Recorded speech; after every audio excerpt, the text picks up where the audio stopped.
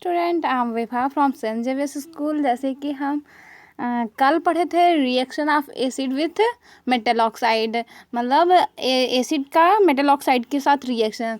तो आप देखे थे कि उसमें जो मेटल ऑक्साइड होते हैं वो बेसिक इन नेचर होते हैं, जिसकी वजह से एसिड बेस आप मिलकर दोनों न्यूट्रल हो जाते हैं, मतलब साल्ट का फॉर्म करते हैं। ठीक है, और यही जो न्यूट्रलाइजेशन होता है एसिड बेस का, उसी को हम बोलते हैं कि न्यूट्रलाइजेशन रिएक्शन। ठीक है, नेक्स्ट हम देखते हैं कि कॉमन इन ऑल बेसिस। ठीक है, तो बेसिस के प्रॉपर्टी में क्या कॉमन होता है, सारे बेसिस के प्रॉपर्टी में क्या कॉमन होता है, अब ये देखते हैं।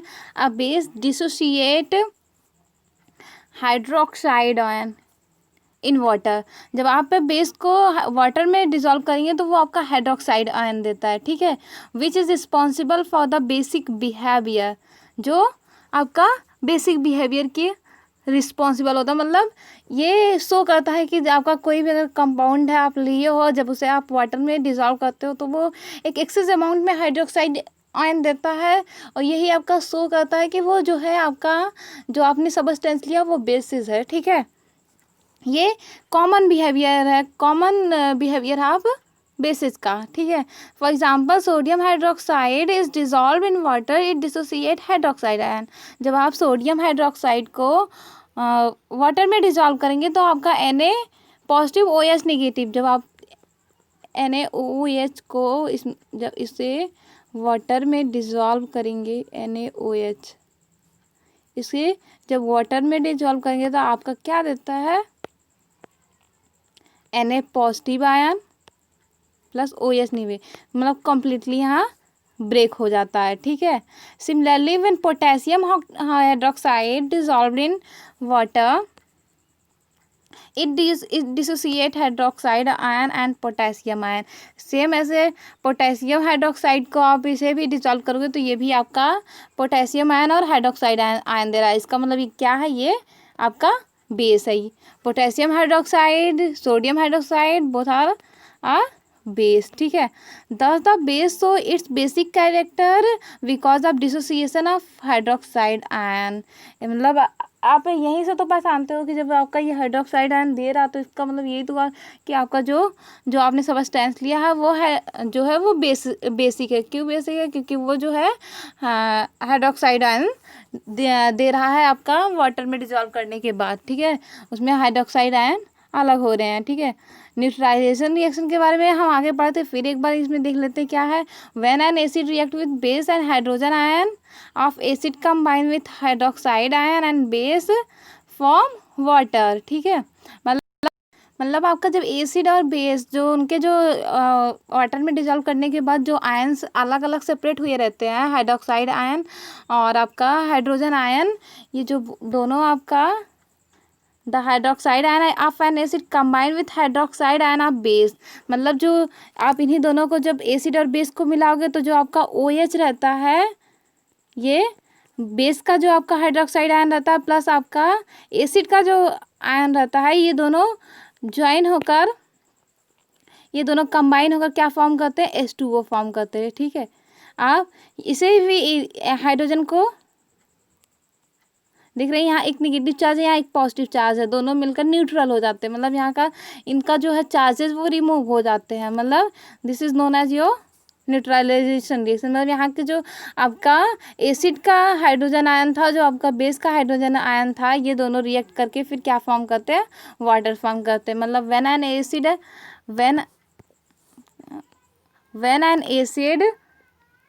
react with a base, the hydrogen ion of acid combines with hydroxide ion of bases and form water।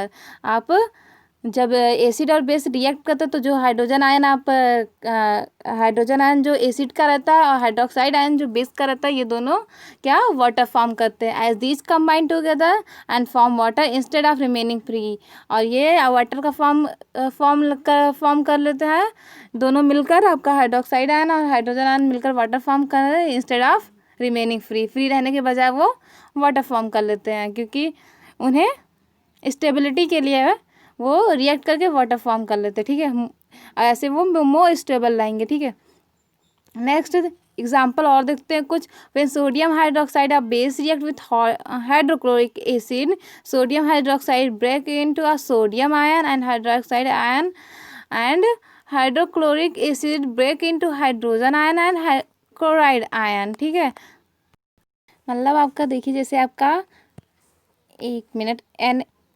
NaOH है। ठीक है, ये जब ब्रेक होगा क्या आपका फॉर्म करेगा, Na positive plus OH negative. ठीक है, OH निगेटिव फॉर्म करा। ठीक है, और आपका यही HCl है। HCl जब आपका वाटर में डिजॉल्व करोगे फिर ये क्या देगा, H positive ion plus Cl negative ion देगा। ठीक है, आप इन्हीं दोनों को जब कंबाइन करोगे तो आपका क्या होगा, जो पॉजिटिव आयन है वो निगेटिव के साथ, क्योंकि आप जानते हो जो अपोजिट चार्जेस होते हैं वो एक दूसरे को अट्रैक्ट करते हैं, और जो लाइक चार्जेस होते हैं वो एक दूसरे को रिपल करते हैं। ठीक है, तो जो आपका पॉजिटिव और निगेटिव चार्जेस है वो दोनों एक दूसरे को अट्रैक्ट करके एक न्यू बॉन्ड का फॉर्म, एक नया केमिकल फॉर्म कर लेंगे, और जो पॉजिटिव निगेटिव दोनों हैं वो भी अपना, आप देख रहे हो जो पहला इन दोनों को जब आप NaOH और HCl को ऐड करोगे तो ये आपका Na positive ion OH negative देगा। Na पॉजिटिव आयन किसे Cl निगेटिव के साथ ऐड हो जाएगा, NaCl बनाएगा। ठीक है, और आपका HOH ऐड होकर ये आपका दोनों H2O फॉर्म करेगा। ठीक है, मतलब आप देख रहे हो दोनों न्यूट्रल हो जा रहे हैं, दोनों में कोई भी चार्जेस नहीं है। तो ये आपका NaOH जब आप रिएक्ट करोगे HCl से तो आपका क्या फॉर्म होगा, मतलब जब एसिड और बेस रिएक्ट करते हैं तो आपका देख रहे हैं NaCl आपका सॉल्ट एंड वाटर फॉर्म हो रहा है। ठीक है, नेक्स्ट देखिए आपका यहाँ भी समझाया गया है, NaOH HCl जब रिएक्ट करते हैं वो हाइड्रोक्साइड आयन दे रहा प्लस Na पॉजिटिव आयन और Cl निगेटिव, आपका इस NaCl फॉर्म करेगा और H2O फॉर्म करेगा। ठीक है, नेक्स्ट देखते हैं dilution of acid and base. पहला कॉन्सेंट्रेशन क्या होता है और डायलूट क्या होता है, जब ये समझ जाएंगे अच्छे से तो dilution of acid and base समझ जाएंगे। जैसे आपका आप देखते हो कि हाइड्रोक्लोरिक एसिड जो आप लैब में होता है, जैसे एक आपका ये बी, जैसे आपका एक ये बीकर है, इसमें हाइड्रोक्लोरिक एसिड है। ठीक है, नहीं सपोज ये कोई डब्बा है। ठीक है, ये कोई बॉक्स है, इसमें हाइड्रोक्लोरिक एसिड है, ये भी एक कोई बॉक्स है, इसमें हाइड्रोक्लोरिक एसिड है। ठीक है, अब क्या देखते हो कि ये जो इसमें एक में लिखा है, ये दोनों हाइड्रोक्लोरिक एसिड है, लेकिन एक में लिखा है कॉन्सनट्रेटेड HCl है, एक में डाइल्यूट HCl लिखा है। तो लैब में आप मतलब दोनों ही HCl है।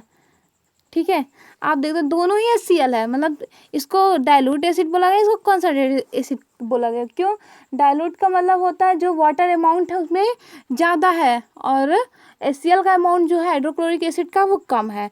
और कॉन्सनट्रेटेड HCl का मतलब यहाँ क्या है कि इसमें जो है वाटर का अमाउंट कम है और HCl के हाइड्रोक्लोरिक एसिड के अमाउंट ज़्यादा है। ठीक है, जैसे इसमें जो है आपका वाटर बहुत, जैसे आप सपोज एक एग्जांपल लेके समझाते हैं, जैसे इसमें आपका 2 लीटर आपका एसिड है।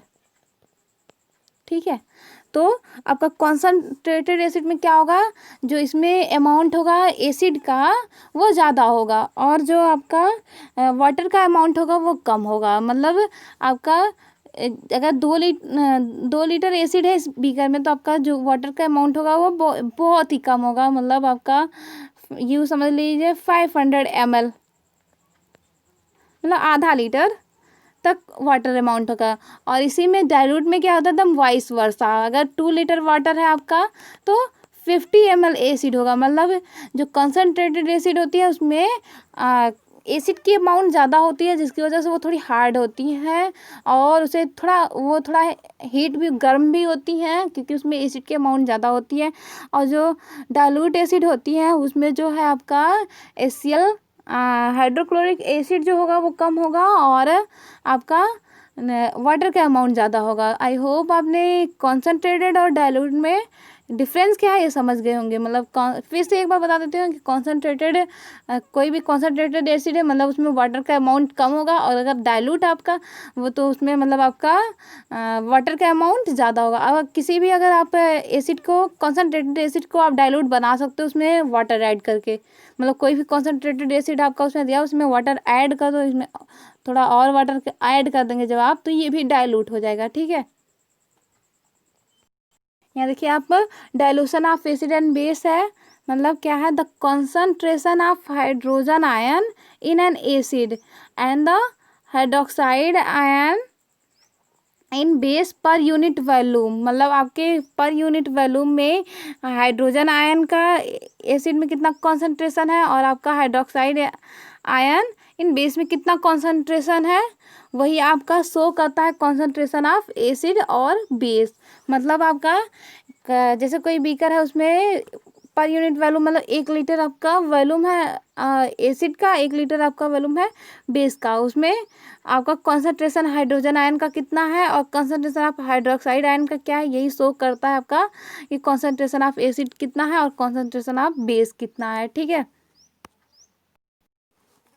देखिए आप सेम यहाँ है, by mixing of acid to water the concentration of hydrogen ion per unit volume decreases.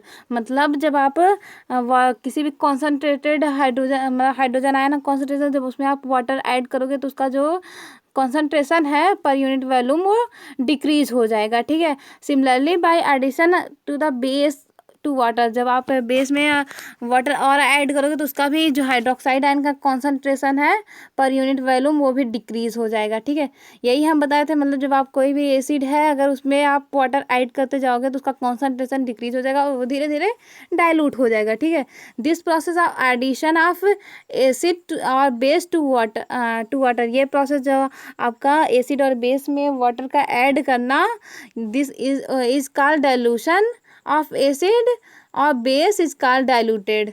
ठीक है, ये जो प्रोसेस है उसको डाइल्यूशन बोलते हैं और इन्हें कहा क्या जाता है, डाइल्यूटेड कहा जाता है। ठीक है, और देखिए आपका यहाँ क्या है, द डाइल्यूशन ऑफ एसिड और बेस इज एक्सोथर्मिक। ठीक है, जो आप डाइल्यूशन करते हो मतलब जो आप वाटर में एसिड ऐड करते हो तो वो आपका क्या होता है, एक्सोथर्मिक होता है, क्योंकि जो आपकी जो हीट होती है कॉन्सेंट्रेटेड मतलब उसमें आपका वाटर का अमाउंट कम रहता है तो वो ऑब्वियसली हीट ही होगा, वो गर्म होगा, तो उसमें जो होता है हीट जो होता है वो बाहर की तरफ बाहर बाहर निकलती है।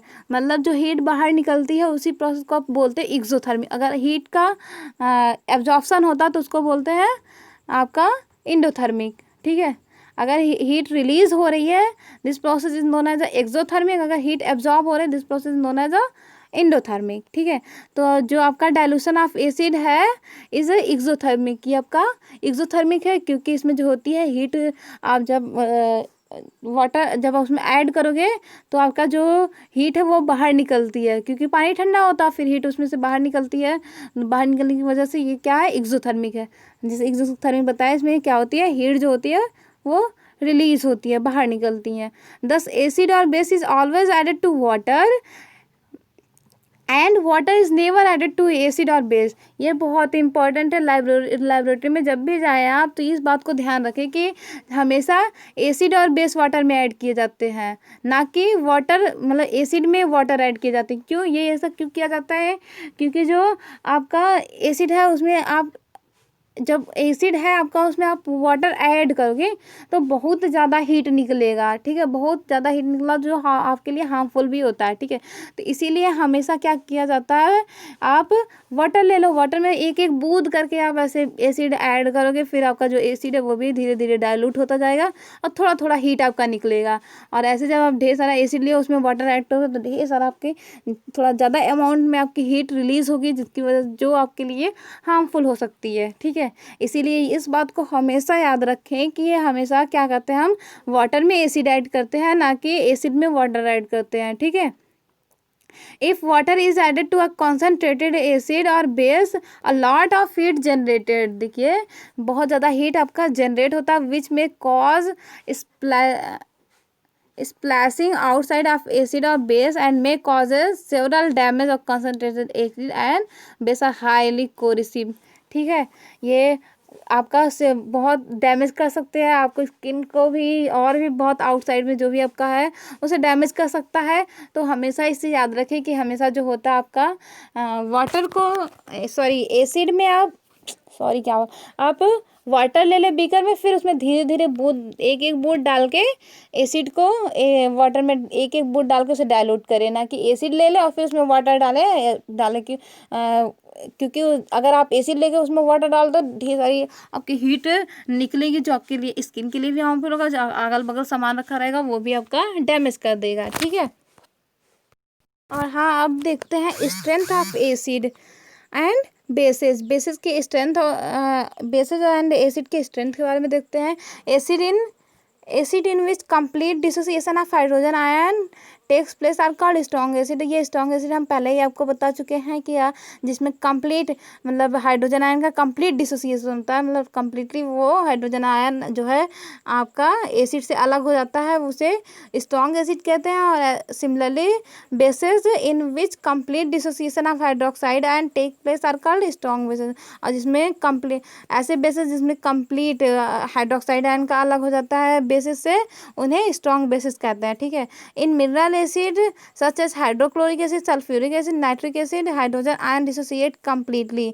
ये मिनरल एसिड जो होते हैं उसमें सल्फ्यूरिक, जैसे आपका हाइड्रोक्लोरिक एसिड है, सल्फ्यूरिक एसिड है, नाइट्रिक एसिड है, इसमें जो हाइड्रोजन आयन का डिसोसिएशन है वो कंप्लीटली डिसोसिएट हो जाते हैं, मतलब कंप्लीटली उसमें से हाइड्रोजन आयन अलग हो जाते हैं। So these are strong acid and hydrogen ion dissociate completely, hence they are consider as strong acid. Since inorganic acid hydrogen ions do not dissociate completely, so they are weak acid. और जो inorganic acid होते हैं उसमें completely नहीं dissociate होते हैं hydrogen ion, completely अलग नहीं होते हैं, सो उन्हें वीक एसिड बोलते हैं। ठीक है, नेक्स्ट हम देखते हैं एक बहुत और क्लियर कर देती हूँ, एसिड और बेस। ऐसा नहीं है कि सिर्फ एसिड में सिर्फ हाइड्रोजन आयन ही पाया जाता है, हाइड्रोक्साइड आयन नहीं पाया जाता है।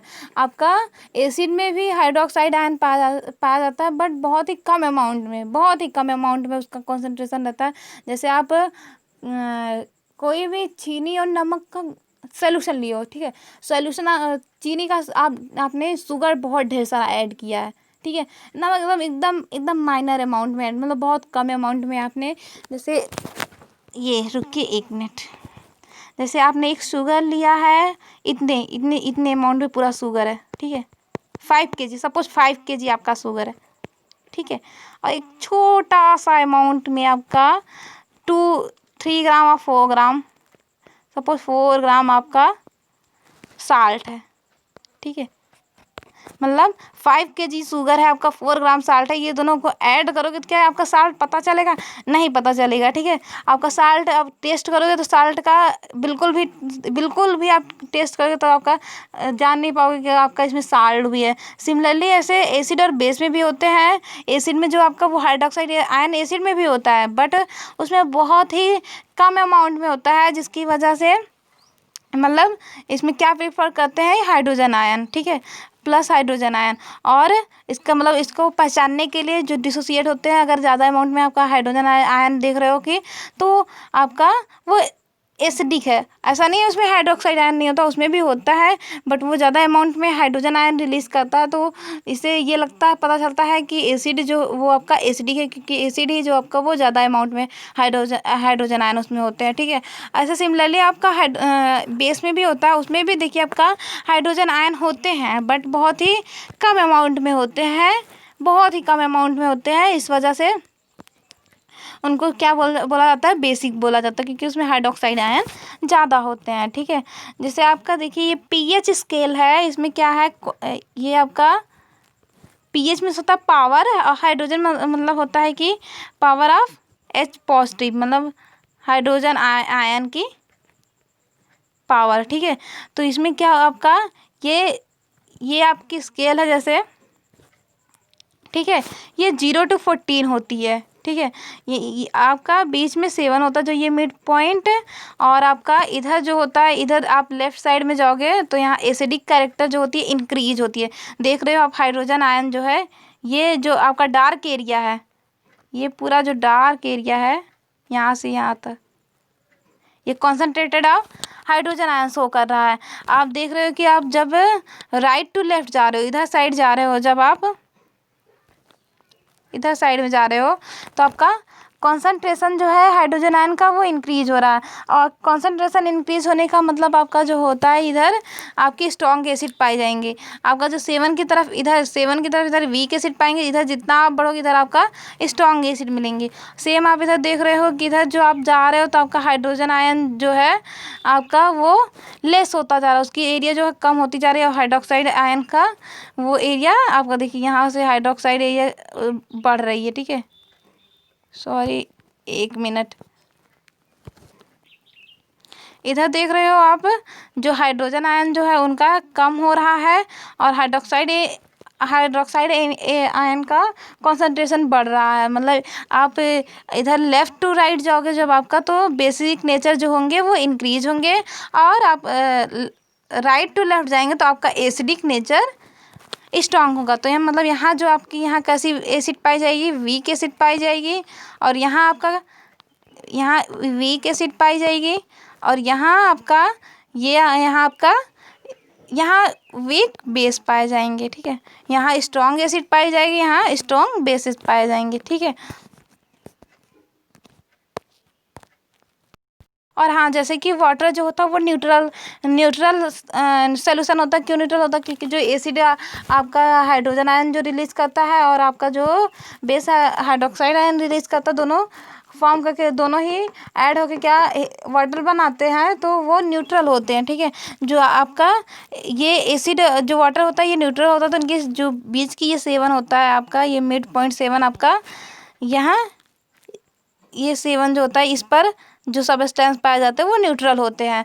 तो आपका जो वाटर है वो उसका पीएच इसका कितना होता है, 7 होता है, क्योंकि 7 पे आपका जो भी सबस्टेंस पाए जाते हैं वो आपके न्यूट्रल होते हैं। ठीक है, फॉर एसिडिक सोल्यूशन, जो एसिडिक सोल्यूशन के लिए पीएच स्केल जो होती है वो 7 से कम होती है। मतलब आपका 1 to 7 के बीच में अगर कोई आप मतलब कोई भी एसिड लियो, आप पीएच स्केल पे वो एसिड डाल लो, तो आपका अगर सोल्यूशन की पीएच दे रहा है कि लेस देन 7 दे रहा पीएच स्केल, तो आपका मतलब वो सोल्यूशन कैसा है, वो आपका सोल्यूशन जो है वो एसिडिक है। क्योंकि एसिडिक जो है आपका उसकी पीएच जो होती है वो लेस देन 7 होती है। ठीक है, ये पहले पीएच क्या होता है, ये पीएच जो होता है ये आपके कई जो इंडिकेटर्स हैं उनको मिलाकर बनते हैं। जैसे आपका लिटमस पेपर है और फिनेफ्थलीन है, जो सारे इंडिकेटर आप कई इंडिकेटर को मिलाकर बनते हैं आपके पीएच स्केल। ठीक है, और बेसिक सोल्यूशन का जो पीएच होता है वो मोर देन 7, मतलब 7 से ज़्यादा होते हैं, 7 to 14 के बीच में होते हैं। ठीक है, नेक्स्ट यूनिवर्सल इंडिकेटर के बारे में देखते हैं। ये यूनिवर्सल इंडिकेटर पीएच स्केल को ही बोलते हैं। Using a litmus paper, phenolphthalein, methyl orange, only acidic और basic character of a solution can be determined, but the uses of indicator doesn't give the idea about strength of acid और base. मतलब आपका जो आप use करते थे litmus paper के through, fresh litmus paper है, फिनेफ्थलीन है और मेथिल ऑरेंज है, ये भी आपका बता देते थे कि सोल्यूशन आपका एसिडिक है और बेसिक है। इससे भी आप जान जाते थे कि सोल्यूशन आपका एसिडिक है और बेसिक है। बट ये आपका स्ट्रेंथ, आपके एसिड और बेस के स्ट्रेंथ के बारे में नहीं बता पाता था, क्योंकि ये बस इतना ही कलर चेंज करता था, जिसकी वजह से आप जान पाते थे ये जो है एसिडिक है और बेसिक है। अब लेकिन कैसे जानोगे कि ये स्ट्रॉन्ग एसिड है, ये वीक एसिड है? तो ये जो आपके जो लिटमस पेपर है, फिनेफ्थलीन है, मेथिल ऑरेंज है, ये आपके एसिड और बेस की स्ट्रेंथ के बारे में नहीं बता पाते थे। इस वजह से जो है आपका यूनिवर्सल इंडिकेटर लाया गया। ये आपका जो है कई लिटमस पेपर, फिनेफ्थलीन, मेथिल कई इंडिकेटर्स को मिलाकर बनाया गया है, और ये आपका क्या करता है, ये आपके एसिड और बेस के स्ट्रेंथ के बारे में भी बताता है कि उनकी स्ट्रेंथ क्या, मतलब वो स्ट्रॉन्ग एसिडिक है और वीक एसिडिक है, और वो मिडिल, मतलब ना ही स्ट्रॉन्ग है ना ही ज़्यादा स्ट्रॉन्ग है ना ही वीक है। तो आपका जो यूनिवर्सल इंडिकेटर है ये उन कैरेक्टरिस्टिक के भी बारे में बताता है, और सो इस वजह से यूनिवर्सल इंडिकेटर को लाया गया क्योंकि ये आपका स्ट्रॉन्ग और वीक सारे एसिड के स्ट्रेंथ के, एसिड और बेस के स्ट्रेंथ की प्रॉपर्टी के भी बारे में बताता है. सो they get strength as well as acidic and basic nature of the given solution universal indicator used. मतलब एसिडिक और बेसिक के नेचर के स्ट्रेंथ के भी बारे में जानने के लिए यूनिवर्सल इंडिकेटर का यूज किया जाता है. ठीक है, नेक्स्ट देखते हैं. Universal indicator so different colour over range the universal indicator so different colour over the range of pH value from 1 to 14 for a given colour. ये 1 to 14 मतलब इसमें डिफरेंट कलर अपना यूनिवर्सल इंडिकेटर देता है. जैसे आपका लेफ्ट राइट टू 7 से right, आप जब लेफ्ट जाओगे तो आपको उधर रेड कलर देता है, और आपका 7 से मतलब हल्का रेड से होगा, फिर धीरे धीरे जब आप जितना ही लेफ्ट जाओगे उतना डार्क रेड देता है. ठीक है, और फिर आप जब इधर से 7 से इधर जाओगे तो आपका ब्लू, डार्क ब्लू होता चला जाता है. तो ये आपका मतलब pH स्केल पे डिफरेंट कलर देते रहते हैं. ठीक है, universal indicator is available both in the form of strip and solution. ये दोनों फॉर्म में ही अवेलेबल होते हैं. स्ट्रिप्स के भी फॉर्म में अवेलेबल होते हैं, सोल्यूशन के भी फॉर्म में अवेलेबल होते हैं. स्ट्रिप मतलब आपके कागज़, जैसे कागज़ की तरह होता है, और सोल्यूशन आप जानते ही होंगे. जो जिन्हें पता नहीं है, सोल्यूशन मतलब ये होता है सॉल्वेंट और सॉल्यूट का मिक्सचर होता है. मतलब जैसे आपका वो ये वाटर एंड शुगर का मिक्सचर, वाटर एंड साल्ट का मिक्सचर, मतलब ये आपका सोल्यूशन कहलाता है. ठीक है, तो ये दोनों ही फॉर्म में अवेलेबल होते हैं. जो यूनिवर्सल इंडिकेटर होते हैं स्ट्रिप के भी फॉर्म में अवेलेबल होते हैं और सोल्यूशन के भी फॉर्म में अवेलेबल होते हैं. Universal indicator is the combination of many indicators. जैसे कि बताइए, यूनिवर्सल इंडिकेटर जो होता है ये कॉम्बिनेशन होता है बहुत सारे इंडिकेटर्स के, जो आपका बहुत सारे इंडिकेटर्स को मिलाकर बनाया जाता है. Such as water, phenolphthalein, propanol, phenolphthalein, sodium salt, sodium hydroxide, methyl red और bromomethyl blue, monosodium salt and thymol blue monosodium salt. ये सारी मतलब इन सारे का कॉम्बिनेशन होता है जो आपका यूनिवर्सल इंडिकेटर होता है. ठीक है, the colour matching chart is supplied with universal indicator which show different colour for the different value of pH value.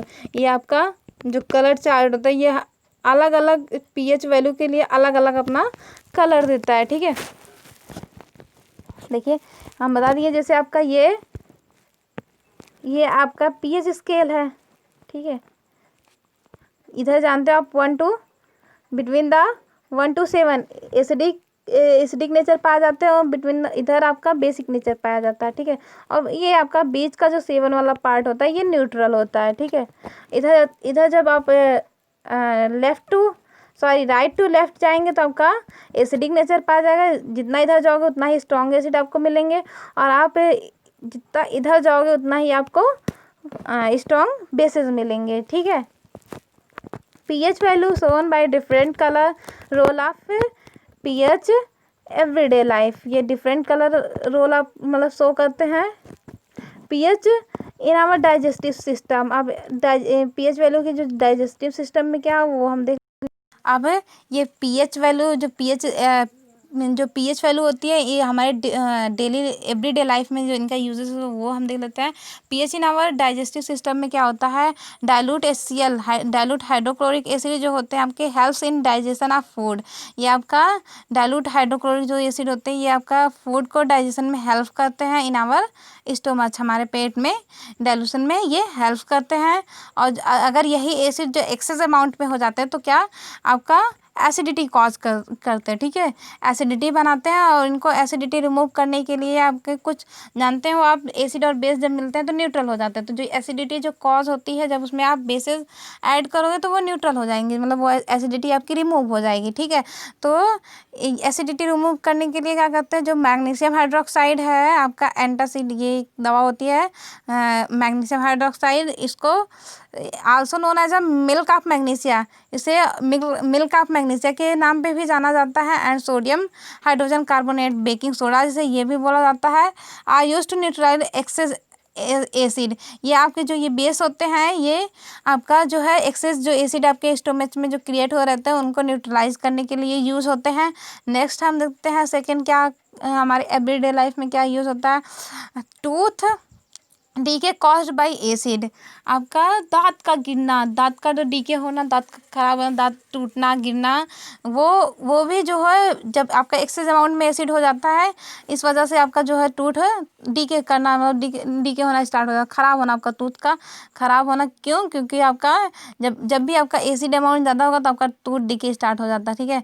The bacteria present in our mouth convert the sugar into acid, जो हमारे mouth में bacteria होते हैं वो sugar को जो acid में convert कर देते हैं। When the pH of acid is formed in the mouth falls below than 5.5, जब आपकी पीएच वैल्यू 5.5 से कम हो जाती है तो आपका क्या टूथ डीके स्टार्ट हो जाता है। ठीक है। The excess acid has to be removed by cleaning the teeth with a good quality toothpaste, और जो आपका एक्सेस एसिड है ये आपके रिमूव किया जाता है। आप मतलब जो एक्सेस आपके दांत में एक्सेस अमाउंट जो एसिड का हो जाता है इसे आप गुड क्वालिटी टूथपेस्ट यूज करके रिमूव कर सकते हो। Because this kind of toothpaste are alkaline in nature, क्योंकि वो जो टूथपेस्ट आते हैं वो एल्कलाइन होते हैं, मतलब आपका बेसिक होते हैं और एसिड बेस मिलकर न्यूट्रल हो जाते हैं आपका, तो आपका टूथ डीके नहीं होगा। ठीक है। सो जो आप टूथपेस्ट यहाँ से एक चीज़ और है, जो टूथपेस्ट यूज करते हो क्यों करते हो? क्योंकि उसमें बेसिक होते हैं, बेसिक नेचर पाए जाते हैं, वो एल्कलाइन होते हैं, जिसकी वजह से वो आपके जो बैक्टीरिया जो शुगर को एसिड में कन्वर्ट कर देते हैं, तो वो एसिड को आप जब ब्रश करते हो तो आपका वो टूथपेस्ट जो एसिड रहता है उसको न्यूट्रल कर देता है और आपके दांत को सेफ रखता है। ठीक है। Soil of pH and plant growth. Most of the plant have a healthy growth when the soil has a specific pH close to 7 range, which should be neither alkaline or highly acidic. therefore मतलब बहुत से ऐसे plant है जो उनका जो growth होता है वो हेल्दी होता है, क्योंकि जो उनकी पीएच वैल्यू होती है वो लगभग 7 के पास होती है, तो वो ना ही ज़्यादा एल्कलाइन ना ही ज़्यादा बेसिक होते हैं मतलब, और ना ही ज़्यादा एसिडिक होते हैं। Therefore compound x is sodium hydroxide and compound A is sodium compound A is a zinc sulfate, compound B is a sodium chloride and compound C is a sodium acetate। ठीक है। सो आज का topic यहीं ख़त्म करते हैं। एक बार फिर से आपको रिमेम्बर करवा देते हैं कि आज आपने क्या क्या पढ़ा। आपने पढ़ा कि डाइल्यूशन क्या होता है, कॉन्सेंट्रेशन क्या होता है, आप कैसे भी किसी एसिड को कैसे डाइल्यूट करते हो, और सेकेंड आप यूनिवर्सल इंडिकेटर के बारे में पढ़े। यूनिवर्सल इंडिकेटर क्या होता है आपका, ये कई इंडिकेटर्स को मिलाकर बनते हैं। ये आपकी एसिड और बेस की स्ट्रेंथ के बारे में बताता है, और आपके पीएच वैल्यू के जो डेली लाइफ में यूजेस होते हैं, पीएच वैल्यू कब आपका कहाँ कम हो जाए तब क्या होता है, कहाँ ज़्यादा हो जाए तब क्या होता है। जब आपका एक पीएच वैल्यू 5.5 से नीचे हो जाता है तो आपका टूथ डीके स्टार्ट हो जाता है, मतलब जब एसिडिक ज़्यादा हो जाता है आपका टूथ डीके स्टार्ट हो जाता है। ऐसे प्लांट में भी होता है, अगर क्लोज है 7 के पास आसपास है तो मतलब उनके जो प्लांट होंगे उनके वो एकदम हरे भरे होंगे। ठीक है। बट वही आपका जब ज़्यादा बेसिक हो जाता है या ज़्यादा एसिडिक हो जाता है तो प्लांट आपका क्या होता है खराब होना, मतलब वो सूखना शुरू हो जाता है। ठीक है। और नेक्स्ट टॉपिक हम साल्ट के बारे में कल डिस्कस करेंगे। Now bye everyone.